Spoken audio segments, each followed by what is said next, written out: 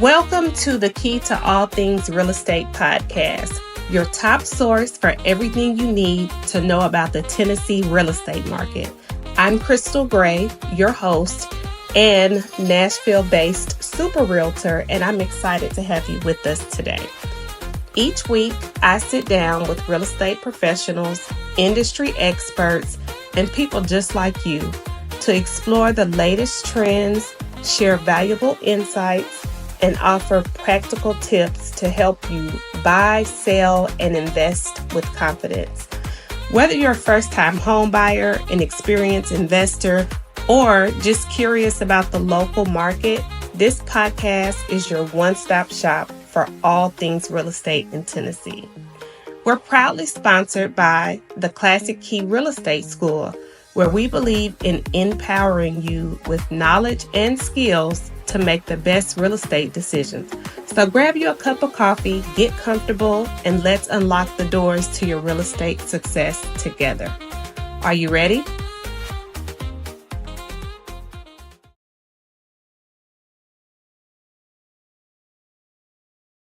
Hey guys, welcome to the Key to All Things Real Estate podcast. I am your host, Krystal Gray. Today, I am joined by a real veteran in this real estate industry. As a matter of fact, I don't think I have interviewed anyone that has been in the industry this long before on this podcast. So today we have Miss Debra Edwards joining us. She is a affiliate broker with the Realty Association in Nashville, Tennessee. And Miss Debra has been in real estate, you guys, for 37 years. So we're going to talk to her, pick her brain, get some gems, some tips, some suggestions, and just her overall experience being in the industry this long. So Miss Edwards, thank you for joining me today. How are you? I'm great. Thank you, Miss Krystal Gray. I'm excited about this conversation, looking forward to it. Anytime I can talk about real estate, it always put a twinkle in my eye. So, Absolutely. yes. Well, Thank welcome. So the 37 years in real estate, do you want to just give us maybe just kind of summarize how real estate was then when you started and carry us through to today? Yes, I'll kind of consolidate it. But to begin with, what really drove me to real estate was when got married and purchased my first home with my husband. That would have been in 86. And I just felt like the realtor that was representing us didn't represent us. As a matter of fact, we did the legwork. We was out driving around and we even found the house. And not that means anything because oftentimes we hear people say that, but it was the other part of negotiating the best deal. So that was my passion to drive, that I would help out that next young couple that was involved in this route of buying their first home. And so in 1987, as I was expecting my first child, that's when I took my license, and I was licensed, passed exam, and became a part-time real estate agent at that time because I was expecting and still working a full-time job at the same time. But the biggest thing was the technology that's involved today. Because when I've started selling real estate, the way you sold real estate was there was this big book, like a telephone book. And it would come out, I think, every 2 weeks. And so you would have to pay for this book. So oftentimes people would go by the office and kind of try to sneak one out of their office. And you just have to thumb through it. And everything was by area. So when they made that big change, I don't know if y'all remember that, made the big change where you didn't necessarily look in area 1, 2, because people knew what area 1 meant. Everybody Yeah. knew what area 8, Yep. area 7. 6, yep. We knew by those area numbers, but that's how you would look for a home. You would go through the book, and then there was no lock boxes. You'd go by the office, pick up a key, and drop the key off back at the. It wasn't. Wow. It wasn't automatic. So as things started becoming more automated with lock boxes, with it being online, and there's an example of that is RealTrack's email addresses. You can always kind of tell the age of a realtor by their email address, because most of them have an initial, the first name, and then the last name. So the ones that just have last names, chances are they've had that email address for a long time, like myself. But the biggest thing is, back in the day, there was no home inspection. Wow. We didn't do home inspection. So oftentimes you sell a house and then maybe a month or two, you might see somebody on Channel 5 News complaining that they knew that the plumbing didn't work, but they didn't say nothing, because you didn't do home inspections. So that Wow. was a great asset that was pulled into this process to prevent people from becoming victim of somebody, in essence, putting lipstick on a pig to sell a house, and they had done nothing but slap some paint on it. Yeah. So there's been a lot of changes in real estate, and not to mention the price change of real estate. My average house for a first-time home buyer was probably around 50,000. Wow. So if you bought an $80,000 house, oh, you were really doing something. You were moving up in the world. Oh, you were moving up. Awesome. Oh my. Oh Yeah. my. Oh my. So I'm just listening to you and I'm thinking to myself, so I've been in real estate now 19 years, a little over 19 years. Mm-hmm. And I'm thinking, I've never had to go to an office to pick up a key, Drop it off. drop it, and then drop it back off. And then, so so the listing agents would have to tell their clients that somebody scheduled this appointment. So when you go get that key, they're not there. Right. They wouldn't be there. Okay. Well, Or sometimes. Yes, the communication wasn't linked. I tell you another big thing that was a big adjustment for me is when I started back in the day, it was relationship. We knew each other. The fellow realtors, we would pick up a phone and call each other and say, I've got a house listing, or better yet, you'd call somebody, I'm getting ready to show it. And they would say, okay, good. I know you, we're going to work together. It was more relationship. So when we started going to texting, you started losing that relationship, knowing who that person really was. And that's been, I think, one of the downfalls is the lack of really knowing people, the communication, instead of people kind of being puffed up and just shooting a text across to another agent.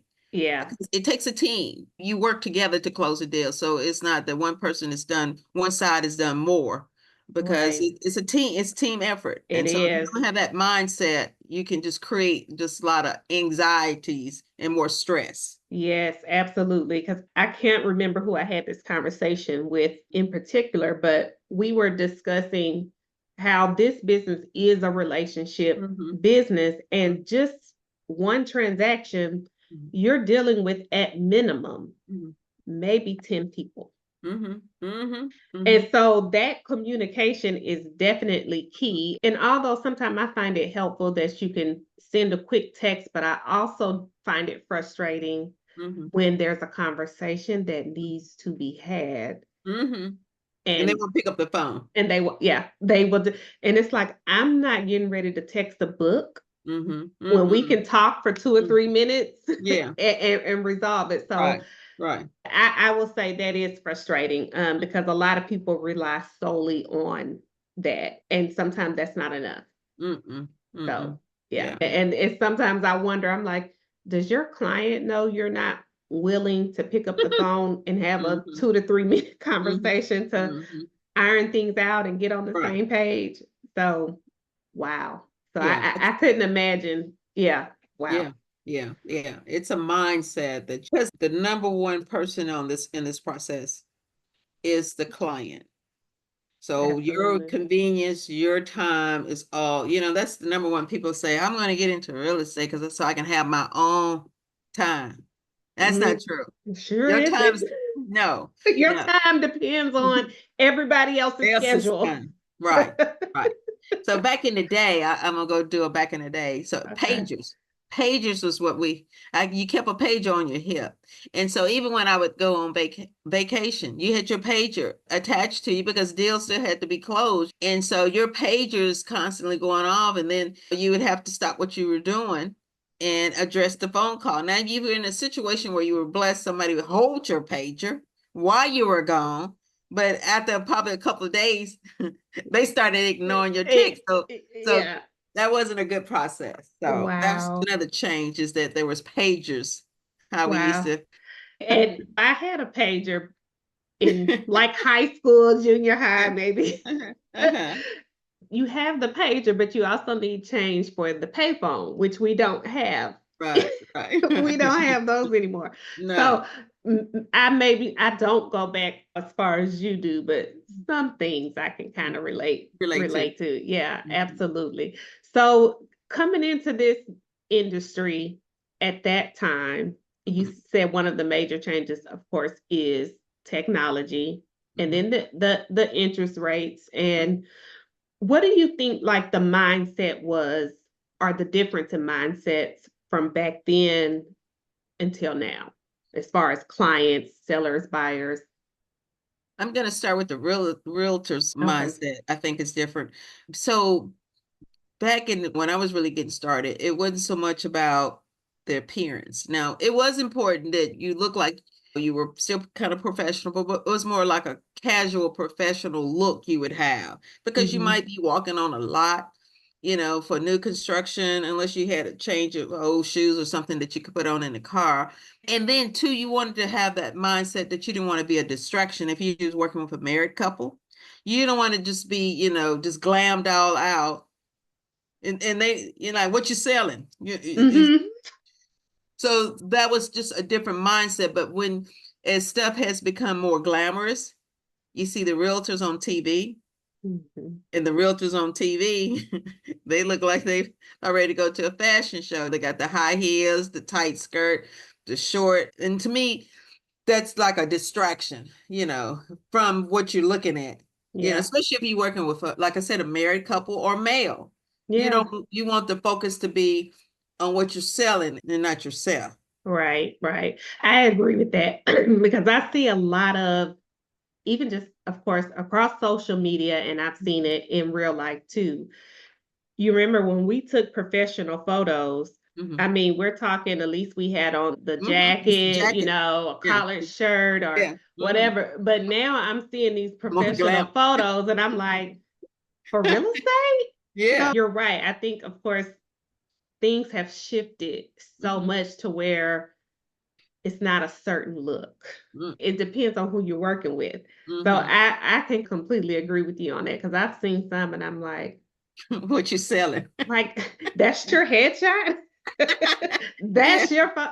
So yeah, I definitely can agree with that. That definitely has changed a Yes. lot. Hmm. Yeah. And I think it's because we're in a society where almost anything goes. Mm, Anything is acceptable. acceptable. Yeah. Yeah. And sometimes maybe it shouldn't be. So No, it should, because you don't want to be a distraction. right. That's your bottom line, is not being a distraction. Exactly. Yeah. Yeah. Yeah. Okay. So I do get that. So that's the realtor's mindset. That's the shift. Mm-hmm. So what do you think has been maybe the shift with your sellers or your buyer clients?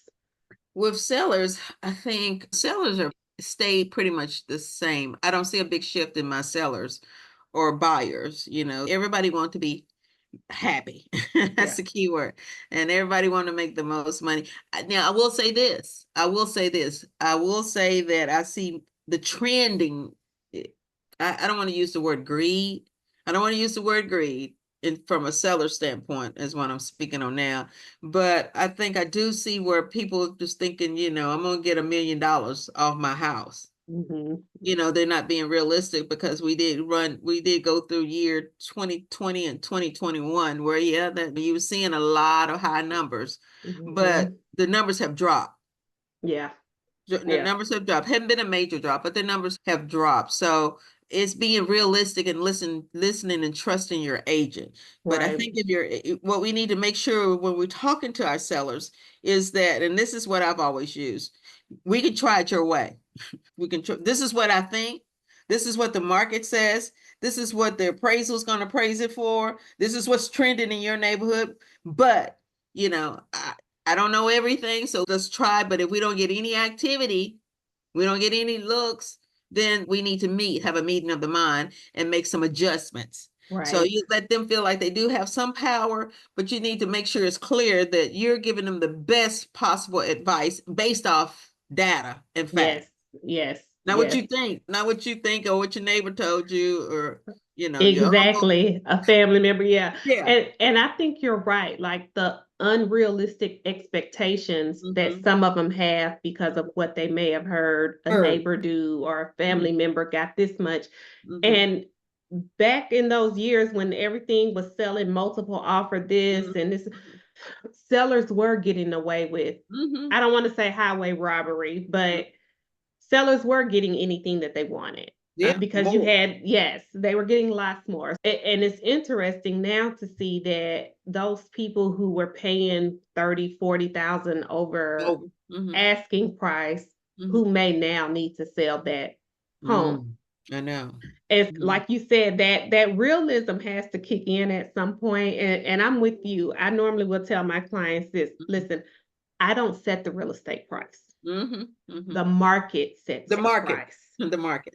So once the market speaks to us, we gotta listen. We can, yeah. I said we can listen, or just like you said, yeah, we can try it. You know, this is what you want, but this is what I show has been going on. So I think as long as you're clear on that up front and they kind of understand that going into it, because another thing too, some sellers don't realize, we have to spend marketing dollars to advertise these properties. And if you're already way up here, I personally, now I'm still going to do my job, but I may not do as much because your price is not realistic. Yeah. And so having that conversation up front, I think is key. It's definitely important. And I feel like as a realtor and a professional, we educate our clients on what the market is doing. Now, what they decide to do after we have given them that education or given them that breakdown, we got to make. Yep. Right. Exactly. So, you know, one thing I tell my son, who's a new realtor, is that you can take a horse to the water, but you can't make them drink it. And the same with our clients. So the water is giving them the data, but you can't make them accept the data. Exactly. Sometimes people have to have more time to figure out that maybe you are telling the truth and you're correct. Right. You sometimes have to give people that space, that time, and you in this business. If you don't have loads of patience, this might not be the best business for you. Absolutely. And I heard someone started, well, I'm sure it started before that, but I used to hear the saying, we as realtors, we wake up every day unemployed. And so we go after the business. So it's important to us that you're in a good position, because it means you may sell your home quicker, and because the longer it sits on the market, typically the lower the offers are going to be, that come in. And then I think we had for a while a lot of sellers, again, back in that time when they're paying over asking price, they're waiving inspections, waiving repairs and all of this. But now, that has switched. You can no longer put lipstick on a pig and think you're going to get this much for, and I always tell my clients, listen, if you want top-notch price, you want to go up to that level, your house has to be at that level. Right. Yeah, absolutely. So what are some things, as far as we're talking about sellers, but what are some things that you educate your buyers on starting the process? Okay, so this is like a joke. Sometimes I haven't, it's kind of in my head, but you get that buyer that gives you this list, right? Wait a minute, this list. Okay, I want an acre lot, fenced in, 3-car garage, all brick, in a good neighborhood, best school, and gotta have granite. I don't want it, and wood floors, and my budget is $300,000. Where are those homes? Where do those homes exist at? Oh man. So you have to be able to have your poker face have to be intact, the poker face. So when they start saying all this stuff, you can't just bust out laughing. We know that dog's not gonna hunt. That's not realistic. They're way out of their range. They're talking about double the price, probably like $1 million home, especially if you're talking about a nice lot size with some land. Oh yeah. So you got to be able to, and so this is what I normally say. I say, okay, so I'm not sure we can get all of those this first time. I said, maybe that might be your third home, but what we're going to do is shoot for some of your have-tos on your list, and maybe we can get 1 or 2 wants on your list this first time. And even, I said, believe it or not, I've worked with people who are going into their third or their dream home. and they still might not be getting everything they want. And I said, that home might not be here, but it will be, if you live right, you'll get to that perfect home. But anyway, so you have to be able to explain that. And you don't ever want to go look at something outside the range. Because see, once you do that, you done messed up. And this is what I typically say. You can't go on a car lot, test drive Escalade, knowing good and well Kia is your budget. Because see, once you get into Kia, you're gonna be turning your nose up. Absolutely. Now, I do agree with that, but I do recall I have had some clients with these lists of things, and no matter how I try to convey this to them that this house is definitely not out there, I would take them to a higher price home without telling them the price. And then after the end of the tour, tell them the price. And then just kind of do a contrast. So, all of these things that you're saying you want realistically, though. This is what it costs. Right. So we're going to have to, and sometimes that does hurt, but it's a realistic way to explain to them, I'm not being mean. It's not that I don't want to work for you. It's, I'm willing to, but I need you all to understand that what reality is. Yeah, what reality is. So if you're wanting these things on this list, your budget has to be right here. This is what it costs. This is what your payment's going to be. Yes. So yeah, absolutely. Absolutely. What are some other things that you can tell us about that's maybe either something now or a contrast from when you started real estate? Well, it's such a big contrast because you look at it price point. If you had $300,000 to spend on a house, you had your mansion. Now to get that same $300,000 house, every bit it's $1 million today. It's right in same house. Yep, it's the same. It's not anything different. But the key to it is that once you get off the sideline and get off the bench and you get in the game, you purchase a home because now you're in that circle of making money. Because you think about it, so people are not making as much money today as they were, but say you own a house for 2 years and you sell it and you walk away with $30,000. And all you've done is live there. That's all you've done is live there. So if you just stayed somewhere and rented that same amount of time, chances are you wouldn't have been able to save $30,000 in that same time frame. So it's still, you're not getting as much as you used to in the past, but it's important that you get into the ownership of real estate game. You don't want to rent. You don't want to pay nobody else's mortgage. You want to pay your own mortgage. So you got to be able to convey that message. And then when I try to explain, especially to our brothers and sisters, that we're at the bottom of the totem pole in terms of home ownership. And that's a fact. And that's simply because of lack of knowledge. Because sometimes we get fearful of thinking, well, if something breaks down, that means I can't call the landlord. But for stability of your children in terms of education, studies have proven that when you're going from home to home to home, it does impact and affects your child's development. So you want to have a foundation, and a home will give you that foundation where you can hope to buy another home because your money, you're going to be making equity in that home. So you got to be able to convey that message to first-time homeowners about the importance of owning a home. And getting them out, because I see a lot of them now, people that's kind of just sitting on the sideline. So we as realtors, our number one job is still to convince them that this is the best investment that you can put your money in. Yeah, absolutely. And going along with that, right now we have so many people on the sideline because out in the media and everything, everybody's making it. Some things are a big deal, but they're not as big as some of them make them appear to be. And that creates fear. And especially when you're talking to a first-time home buyer who 9 times out of 10, when I have worked with first-time home buyers, that is their first thought.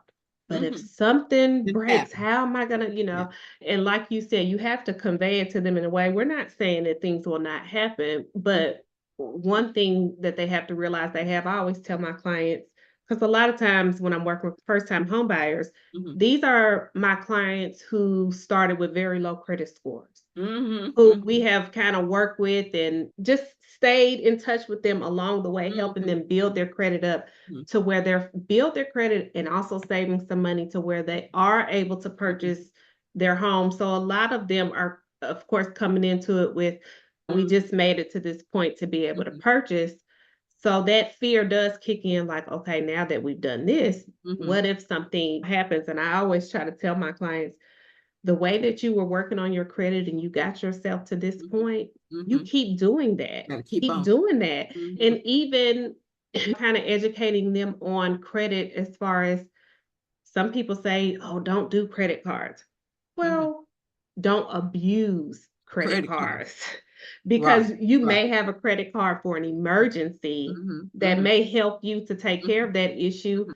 or Mhm. you can also borrow against your home, but you wouldn't be able to do that otherwise. You can And do it written. Right. yeah, and maybe it's not for a repair. Maybe if you want to purchase a car, maybe it's, Mhm. but there are options there. And so we Mhm. have to kind of educate them on those things and Mhm. get them to thinking a certain way Mhm. instead of the way they may have Fear. been. Yeah. Yeah, It's yeah, fear. yeah, Another thing that we need to do is make sure we know about all the programs that's out there, because yeah. even with first time buyers or sometimes with senior citizens. So if we're educated on different programs out there, because typically there's 100% programs out there that you don't have to pay that down payment money back. And it comes without mortgage insurance. Mm, So the more knowledge that we have, we can help soothe some of those fears that people might have in terms of making that payment more manageable, because there's several banks out there that will offer programs zero down, and then some are because of different hmm. zip code area locations, but there's programs out there that will help. It's just a matter of us having that information so that we can help whatever client that we have, so that Yeah. we're giving them what they need. And that's our jobs as professionals, that we advise and give people no different than people who work in the financial aspect of the stock market. They're Mm, guiding people on what stocks to invest in. We're yeah. to do the same thing. We're to have that same type of knowledge of being able to advise and give it. And if we don't have the information, don't know it ourselves, we can't do it. So, Right. Yeah. That's a really good point too, because I was sitting here thinking, I haven't worked with as many buyers as I used to. I'm more so working with sellers. So that's kind of a good suggestion for me myself of get back to some of these things and stay mhm, updated mhm, and stay keyed in because mhm, there's so many different things going on within the real estate industry. We mhm. have to keep up with everything that's out there. Out there. Yeah. Yeah. So how do you do that? How do you try to stay on top of those things so that you can let your clients know? Well, for me, it's a little bit because I've been in it so long. So a lot of things just come to me in terms of whether it's an email or a phone call. But even when I get that information, I still had to dig into it and research it. Yeah. So I Yeah. can't just take it like that. So it's a matter of just staying abreast of what's going on in certain zip codes, financing. As realtors, we need to know what's going on in this area that we're working, because Yeah. we know that real estate is by location, and that in order to give out the best possible advice and steer people, not steer, but to guide people where they need to be, the best possible opportunity for them, we need to stay abreast of everything. So networking with people, old, young, all people, and professionals, especially in the mortgage industry, because we need to know about these programs. There's programs out there where it's similar to a reverse mortgage, and that's for your seniors, of course, where they can purchase the home through that type of program. As Hmm. long as they've got, of course, they have to have a sizable down payment to go that route. But imagine having somebody, 70 years old, 75 years old, they've lost their husband, and now they're trying to find peace in their housing.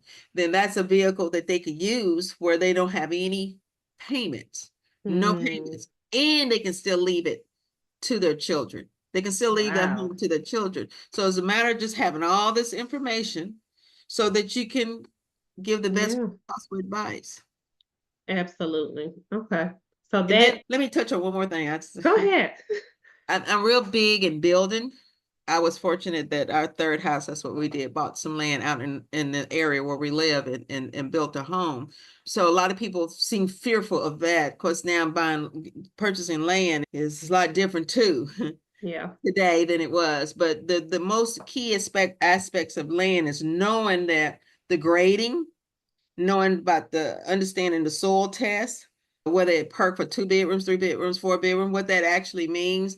And in terms of if you build something, like say you put 4 bedrooms, but it only perk for 3 bedrooms, that your value is going to be limited to the 3 bedrooms, even though you've got space and you add to convert one to an office. So again, you want to be able to understand the your seniors, your first time home buyers, and the person that's maybe building that last home. Yeah. It's just having all this knowledge, even if you don't use it, but it's just good to be able to share it with somebody that hopefully you're working with that person that Yeah. you're sharing this information with. But I just wanted to touch on that it's real crucial when I'm getting people call me about buying land, and there's more to it than just going out looking at a piece of Yeah. land. You need to know if utilities are there, what the area is zoned for. It's just more involved. So you just don't want people making mistakes. And I've run into people after the fact, after they've got into deals and situation, and the land is worthless. Right. Yeah, absolutely. So it's about staying abreast with what's going on, depending on what property type that you're looking for. So when you do get that client, you can share that information with them and thoroughly walk them through the process. Because like you said, one thing I've been seeing a lot on social media is homesteads. And there's like several groups of people who they send land and things like that. But I noticed, I was looking on there the other day, I'm like, they send this land, but nobody says, what is it zoned for? No, and these are not realtors, they're just people, that are, it's a trend going on to do homesteads, buy land so that you can grow your own food and do this and do that. And it's interesting and it does sound good. It sounds like a lot of people may want to do that, but what are the steps that you take prior to that? Doing it. Yeah, sometimes you kind of know what the end result is that you want, right? But do you know where to begin? The process. So that, so that once you do get to the end, everything is as it should be. Right. So yeah, you're absolutely right about that. That's very, very interesting. So let's talk about these interest rates. Okay, good topic. Very good topic. Yes. Well, we know the feds are meeting.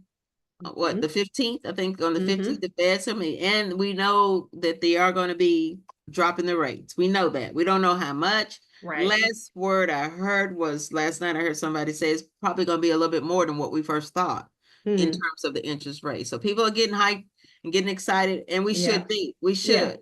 Because Christmas, is nothing wrong with buying a new home for Christmas, Thanksgiving. And what we want to do is really pump this up, that now this payment is more affordable. You're not making a $3,000 payment. It might be $2,100. But when you look at what people are paying for rent. Yeah. Yeah.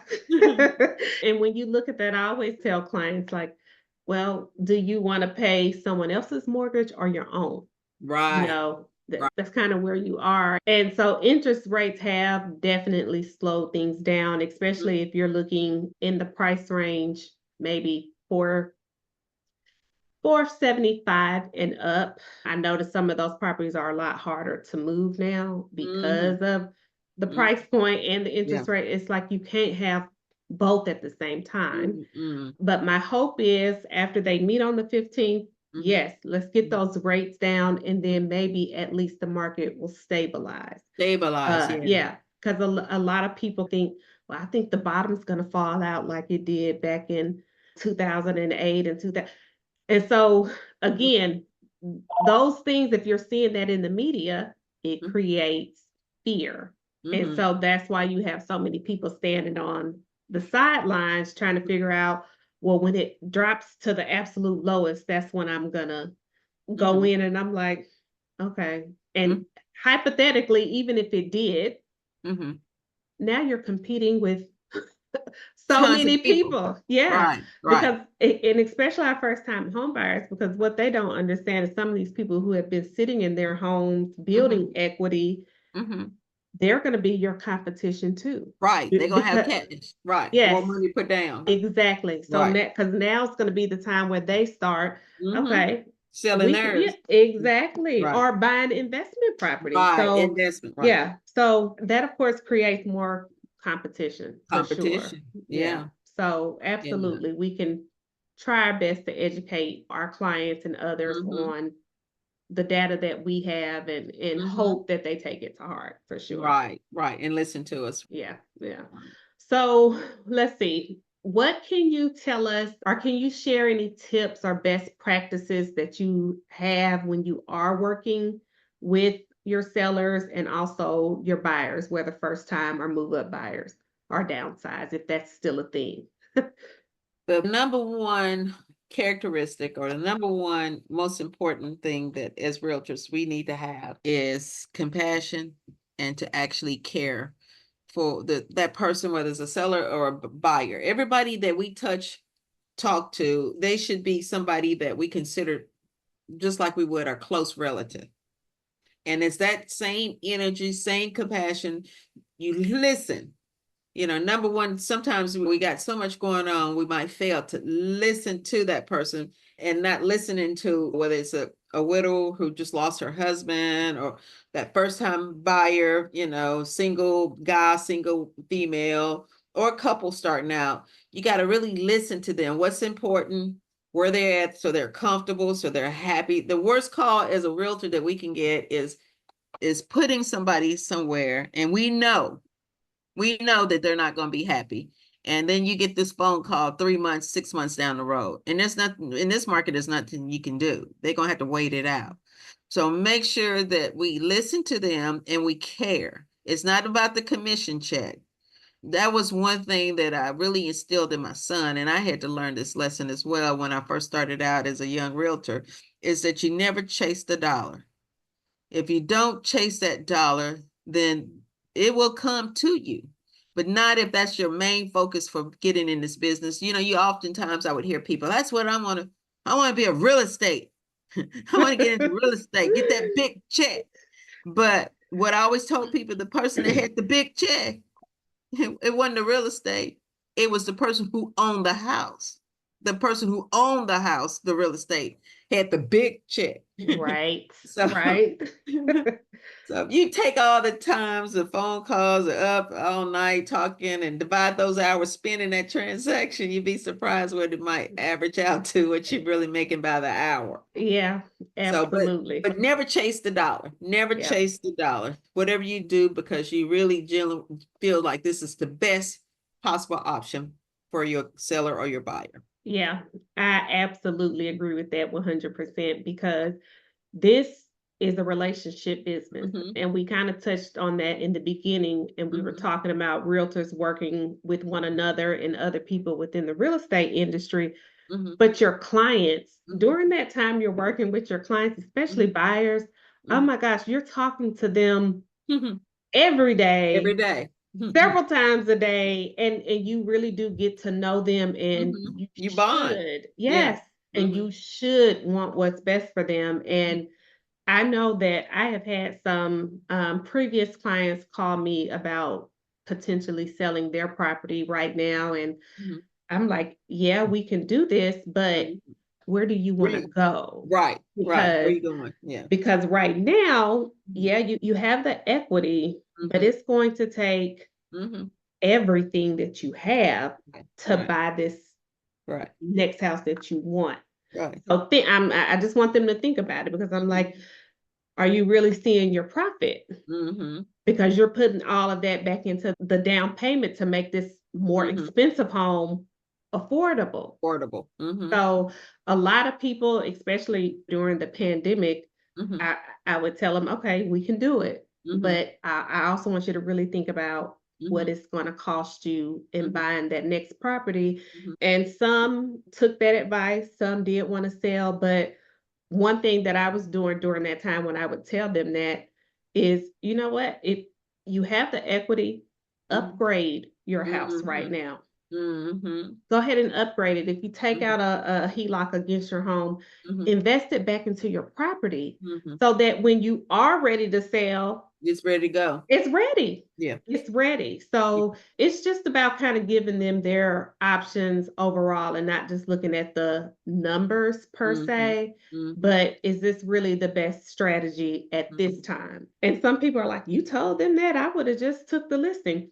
Well, but guess what? Those people refer me to other people because of the way I do business. Right. So no, I didn't list it at that time, but you know, in the future, I probably have gotten two to four, 2 to 6 More. transactions. Off of it. Yeah. So like you said, don't chase the dollar. Focus on that relationship and doing what's best for that client, even if it means maybe you need to wait.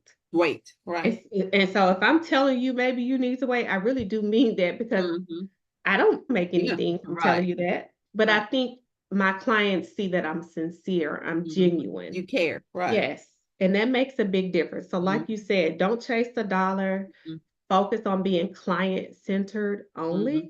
Only. And it's going to come back to you. Right. It'll come back twofold. Yes. Another thing that I thought about when you were talking is that I've gone into showed houses that I've known that this is going to be a hard sale. So every house, when you're working with a client, even if they want it, even if that's their preference, I would advise you to really give your honest opinion, because if something happens and you got to come back and sell that house, and then you can't get it because, and this is the number one thing. Everybody knows, or most people knows, that when you have a get together, where do everybody fall at in the house? The kitchen.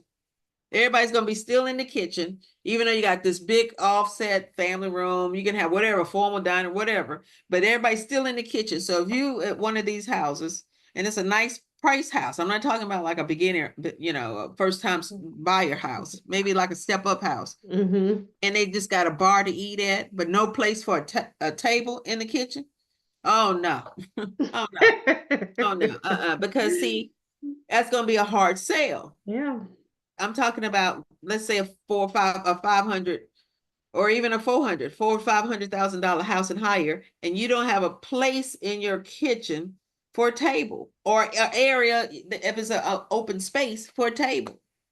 That's going to be a hard sell because everybody hangs in the kitchen. That's just right. That's the gathering space. That's the place when you entertain. Yeah. So always look at everything that you do as, okay, well, when I come back, can I sell this? Right. If you can't sell it, you shouldn't be selling it the first time. Yeah. And you're right. And I do that too, is because I always say, well, in terms of resale, you always got to think about that. Right. You got a location, layout, all of those things. And it's funny that you say that because I have one in Madison right now. What are we at? We're probably at 504 on this property. And there's a kitchen. But I can't even really call it a galley kitchen. You know, normally a galley kitchen, it's a very narrow, tight space, but it does open up to like the dining area. Yeah. But that thing has been on the market, and that's the feedback that I get. Is like, and when I first seen it, I was like, this kitchen is not, it's not up to par. It's not. So you're right. We're sitting on the market, and the feedback is, the layout is too chopped up. Yeah. So can't sell. Yeah. Yeah, absolutely. Yeah. Agree with you on that. One more point I want to make that you said earlier with the HELOC. One thing I hate to do and discourage people from doing is when they get ready to sell the house. Now they finna paint, they finna change carpet, they can get ready to do countertops.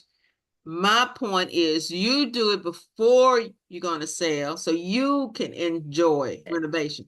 You enjoy it and just keep it up to date. Keep it up to date. So when it's time for you to put it on the market, then you don't have to go through and do no mass remodel because you've been doing a little at a time and you've been able to enjoy it yourself. Yes, absolutely. I totally agree with that. Yeah. Oh, Miss Debra, I think we can go on and on and on about the different topics of real estate, but I have really enjoyed this conversation. It was good to hear from where you started up until where we are now. And I just want to say that, yeah, you are the real MVP. You and all the realtors who started back then, because I was just telling somebody, I remember when we used to have to print out MapQuest. Yeah, to to get the get to, location. yes, to get the location. And I'm sitting there thinking, oh man, we had to do that. But listening to you thumbing through a catalog of properties Yeah, and black and white. It wasn't in color. oh man. So yeah, that was something. But you have stuck it out, and that speaks volumes in itself too, because of course, like you said, a lot of people say, I'm still real estate and get this big check. You just have no idea that sometimes our industry is the only industry you can do all of the work. You can Over. do all of the things, And but then you may not get you paid. might not close. Don't count that money. It Don't happens. spend. You're right. Oh, there's situations where people have been sitting at the closing table. So you don't count nothing until it funds. Now, when it Right. funds, you're good, but don't you count nothing until it That's funds. right. That's exactly right. Well, we will end it on this note. I thank you so much for Thank you, joining me Krystal. today. You can come Yeah. back anytime, Yeah. anytime, and we will definitely be speaking to you again soon. Thank you, Miss Deborah Thank Edwards. you. I was You're honored. welcome. All Yes, right. yes. Come back anytime. You All right. have a Thank you, good Krystal. one. All Okay. right.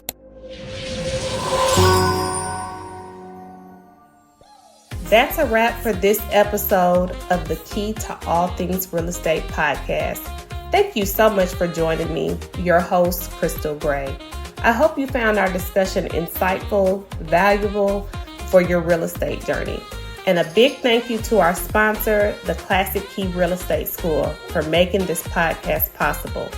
If you'd like to dive deeper into real estate topics or get your real estate license, or if you need continuing education credits, check them out for expert guidance and resources.